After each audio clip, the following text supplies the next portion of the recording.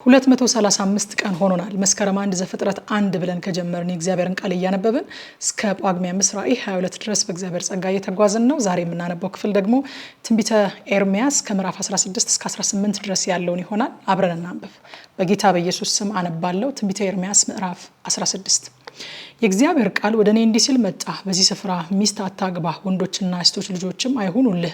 እግዚአብሔር በዚህ ስፍራ ስለተወለዱ ወንዶችና ሴቶች ልጆች ስለወለዷቸውም ስለ እናቶቻቸው በዚህች ምድር ስለወለዷቸው ስለ አባቶቻቸው እንዲህ ይላልና በክፉ ሞት ይሞታሉ፣ አይለቀስላቸውም፣ አይቀበሩምም።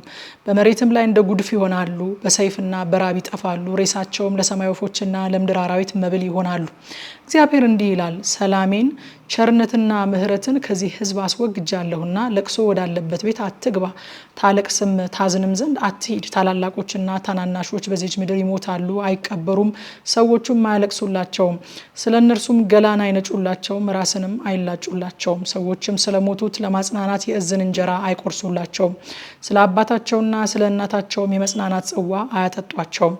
ትበላና ተጠጣ ዘንድ ከነርሱ ጋር ለመቀመጥ ወደ ግብዣ ቤት አትግባ። የእስራኤል አምላክ የሰራዊት ጌታ እግዚአብሔር እንዲህ ይላልና እነሆ በዓይናችሁ ፊት በዘመናችሁ የእልልታን ድምጽና የደስታን ድምጽ፣ የወንድ ሙሽራን ድምጽና የሴት ሙሽራን ድምጽ ከዚህ ስፍራ አስቀራለሁ። ለዚህም ሕዝብ ይህን ቃል ሁሉ በተናገርክ ጊዜ ይህን ሁሉ ታላቅ የሆነ ክፉ ነገርን ስለምን እግዚአብሔር ተናገረብን? በደላችንስ ምንድነው? በአምላካችንስ በእግዚአብሔር ላይ የሰራ ነው ኃጢአታችን ምንድነው ቢሉህ አንተ እንዲህ ትላቸዋለህ፣ አባቶቻችሁ እኔን ስለተው ነው ይላል እግዚአብሔር። ሌሎችንም አማልክት ተከተሉ፣ አመለኳቸውም፣ ሰገዱላቸውም። እነርሱም ትተውኛል፣ ሕጌንም አልጠበቁም። እናንተም ከአባቶቻችሁ ይልቅ ክፉ አድርጋችኋል። እነሆም ሁላችሁ እንደ ክፉ ልባችሁ እልከኝነት ሄዳችኋል፣ እኔንም አልሰማችሁም። ስለዚህ ከዚህች ምድር እናንተና አባቶቻችሁ ወዳላወቃችኋት ምድር እጥላችኋለሁ፣ ምሕረትንም አላደርግላችሁምና በዚያ ሌሎችን አማልክት ቀንና ሌሊት ታመልካላችሁ። ስለዚህ እነሆ የእስራኤልን ልጆች ከግብጽ ምድር ያወጣ ሕያው እግዚአብሔርን ዳግመኛ የማይባልበት ዘመን ይመጣል ይላል እግዚአብሔር። ነገር ግን የእስራኤልን ልጆች ከሰሜን ምድር ካሳደዳቸው ምድር ሁሉ ያወጣ ሕያው እግዚአብሔርን ይባላል። እኔም ለአባቶቻቸው ወደ ሰጠኋት ወደ ምድራቸው መልሳቸዋለሁ። እነሆ ብዙ አሳ አጥማጆችን እሰዳለሁ ይላል እግዚአብሔር፣ እነርሱም ያጠምዷቸዋል። ከዚያም በኋላ ብዙ አዳኞችን እሰዳለሁ፣ እነርሱም ከየተራራውና ከየኮረብታው ሁሉ ከየድንጋዩም ስንጣቂ ውስጥ ያድኗቸዋል። ዓይኔ በመንገዳቸው ሁሉ ላይ ነው፣ ከፊቴም አልተሰወሩም። ኃጢአታቸውም ከዓይኔ አልተሸሸገም። ምድሬንም በተጠሉ በጣዖቶቻቸው ሬሳዎች አርክሰዋልና ርስቴንም አጸያፊ በሆኑ ነገሮች ሞልተዋልና አስቀድሜ የበደላቸውንና የኃጢአታቸውን ዕዳ 2 እጥፍ እከፍላቸዋለሁ። አቤቱ ኃይሌ፣ አምባዬ፣ በመከራም ቀን መጠጊያዬ ሆይ ከምድር ዳርቻ አሕዛብ ወደ አንተ መጥተው በእውነት አባቶቻችን ውሸትንና ከንቱ ነገር የማይረባቸውንም ወርሰዋል ይላሉ። በእውኑ ሰው አማልክት ያልሆኑትን ለራሱ አማልክት አድርጎ ይሰራልን?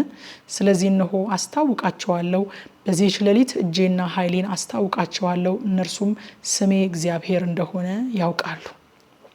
ትንቢተ ኤርምያስ ምዕራፍ 17 የይሁዳ ኃጢአት በብረት ብዕርና በተሾለ እብነ አልማዝ ተጽፏል። በልባቸው ጸላትና በመሰዊያቸው ቀንዶች ተቀርጿል።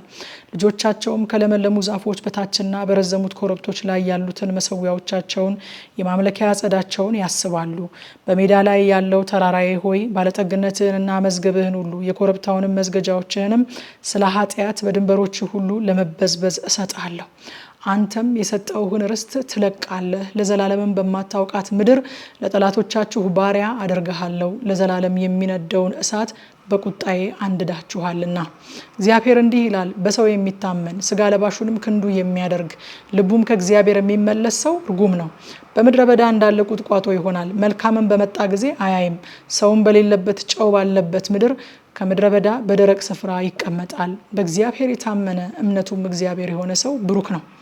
በውሃ አጠገብ እንደተተከለ በወንዝ ዳር ስሩን እንደሚዘረጋ ሙቀትም ሲመጣ እንደማይፈራ ቅጠሉም እንደሚለመልም በድርቅ ዓመትም እንደማይሰጋ ፍሬውንም እንደማያቋርጥ ዛፍ ይሆናል። የሰው ልብ ከሁሉ ይልቅ ተንኮለኛ እጅግም ክፉ ነው፣ ማንስ ያውቀዋል?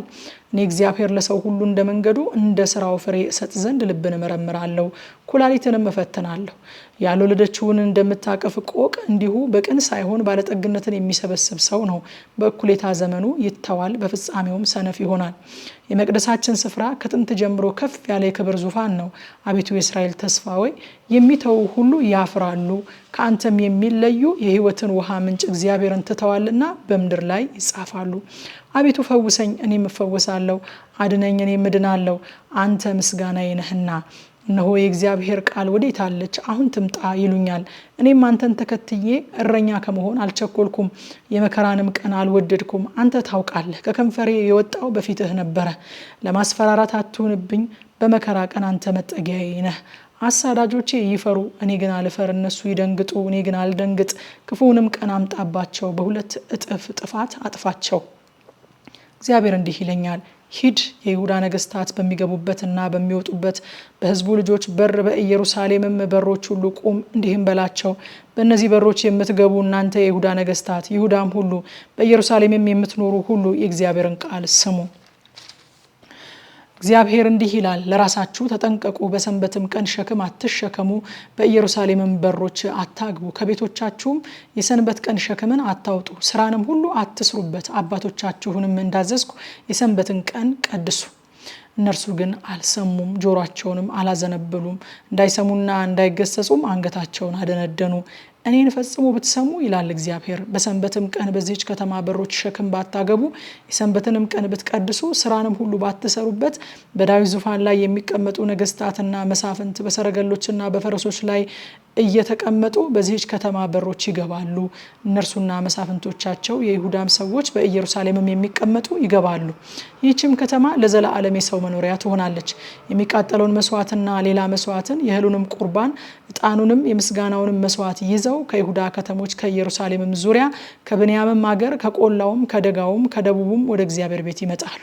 ነገር ግን የሰንበትን ቀን እንድትቀድሱ በሰንበትም ቀን ሸክምን ተሸክማችሁ በኢየሩሳሌም በሮች እንዳትገቡ የነገርኳችሁን ባትሰሙኝ በበሮቿ ላይ እሳትን አነዳለሁ፣ የኢየሩሳሌምንም አዳራሾች ትበላለች፣ አትጠፋም። ትንቢተ ኤርምያስ ምዕራፍ 18። ከእግዚአብሔር ዘንድ ወደ ኤርምያስ የመጣ ቃል እንዲህም አለው፣ ተነስተ ወደ ሸክላ ሰሪው ቤት ውረድ፣ በዚያም ቃሌን አሰማሃለሁ። ወደ ሸክላ ሰሪው ቤት ወረድኩኝ፣ እነሆም ስራውን በመንኮራኩር ላይ ይሰራ ነበረ። ከጭቃውም ይሰራው የነበረ ዕቃ በሸክላ ሰሪው እጅ ተበላሸ። ሸክላ ሰሪውም እንደወደደ መልሶ ሌላ ዕቃ አድርጎ ሰራው። የእግዚአብሔርም ቃል ወደ እኔ እንዲህ ሲል መጣ፣ የእስራኤል ቤት ሆይ ይህ ሸክላ ሰሪ እንደሚሰራ በውኑ እኔ በእናንተ ዘንድ መስራት አይቻለኝምን? እነሆ ጭቃው በሸክላ ሰሪ እጅ እንዳለ እንዲሁ እናንተ በእኔ እጅ አላችሁ። ስለ ሕዝብ ስለ መንግስትም እነቅል አፈርስም አጠፋም ዘንድ በተናገርኩ ጊዜ ይህ ስለ እርሱ የተናገርኩበት ሕዝብ ከክፋቱ ቢመለስ እኔ አደርግበት ዘንድ ካሰብኩት ክፉ ነገር እጸጸታለሁ።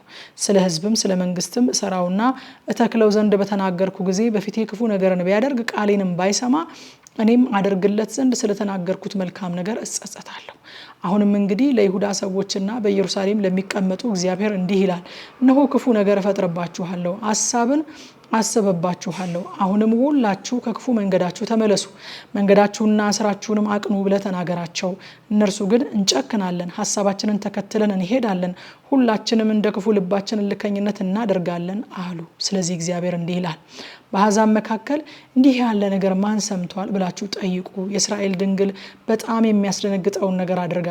በውኑ የሊባኖስ በረዶ የምድረ በዳውን ድንጋይ ይተዋልን? ወይስ ከሩቅ የምትመጣው ቀዝቃዛይቱ ፈሳሽ ውሃ ትደርቃለችን?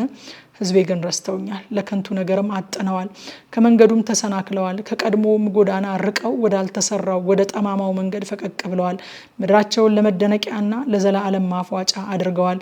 የሚያልፍባት ሁሉ ይደነቃል፣ ራሱንም ይነቀንቃል። በጠላት ፊት እንደ ምስራቅ ነፋስ እበትናቸዋለሁ። በጥፋታቸውም ቀን ጀርባዬን እንጂ ፊቴን አላሳያቸውም።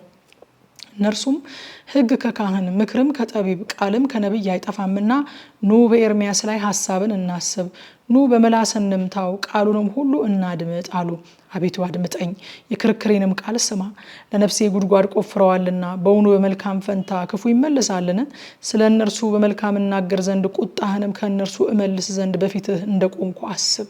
ስለዚህ ልጆቻቸውን ለራብ ስጥ፣ ለሰይፍም እጅ አሳልፈ ስጣቸው። ሚስቶቻቸውም የወላድ መካንና መበለቶች ይሁኑ፣ ወንዶቻቸውን በሞት ይጥፉ፣ ጎልማሶቻቸው በሰልፍ ጊዜ በሰይፍ ይሙቱ። ሊይዙኝ ጉድጓድ ቆፍረዋልና ለእግሮቼም ወጥመድ ሸሽገዋልና ድንገት በላያቸው ጭፍራ ባመጣህ ጊዜ ከቤታቸው ጩኸት ይሰማ። አንተ ግን አቤቱ ይገድሉኝ ዘንድ በላዬ የመከሩትን ምክር ሁሉ ታውቃለህ። በደላቸውን ይቅር አትበል፣ ኃጢአታቸውም ከፊትህ አትደምሰስ። በፊትህም ይውደቁ፣ በቁጣህም ጊዜ እንዲሁ አድርግባቸው ይላል። አሁን ያነበብኩትን ክፍል ማታ 3 ሰዓት ላይ በቲክቶክ እና በቴሌግራም ገጻችን በቀጥታ ስርጭት በጥልቀት እናጠናዋለን። ኑና አብረን እናጥና። ጸጋ ይብዛላችሁ።